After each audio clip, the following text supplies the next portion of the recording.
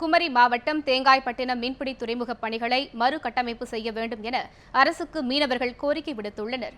குமரி மாவட்டத்தின் தேங்காய்பட்டினம் பகுதியில் மீன்பிடி துறைமுகம் அமைக்கப்பட்டு வருகிறது.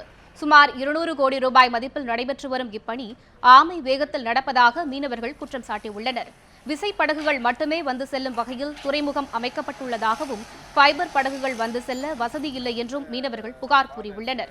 மேலும் அனைத்து தரப்பு மீனவர்கள் பயன்பெறும் வகையில் பணிகளை மறுசீரமைப்பு செய்ய வேண்டும் என்று தெரிவித்துள்ள அவர்கள் பணிகளை விரைந்து முடிக்கவும் கோரிக்கை விடுத்துள்ளனர்.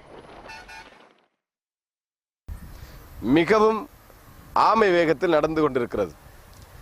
இந்த திட்டம் இங்கே நிறைவேற்றப்பட்டால் மட்டுமே இங்கு வாழக்கூடிய லட்சக்கணக்கான மீனவர்கள், இந்த மீன்பிடி தொழிலை நம்பி வாழக்கூடிய மீனவர்கள் இந்த பகுதியில் தங்கி தங்களுடைய இல்லங்களிலே தங்கி மீன்பிடித்து தங்களுடைய வயிற்றுப் பிழைப்பை நடத்த முடியும்.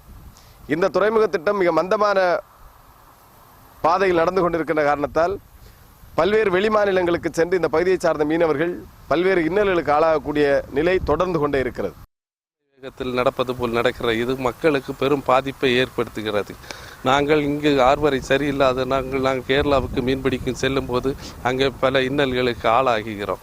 அதனால் எங்களுக்கு பயங்கர சிரமமாக இருக்கிறது. அதனால் தமிழக அரசு உடனே இது முடிவெடுத்து உடனே இது விரைந்து செய்யும்படியாக நாங்கள் கேட்டுக்கொள்கிறோம்.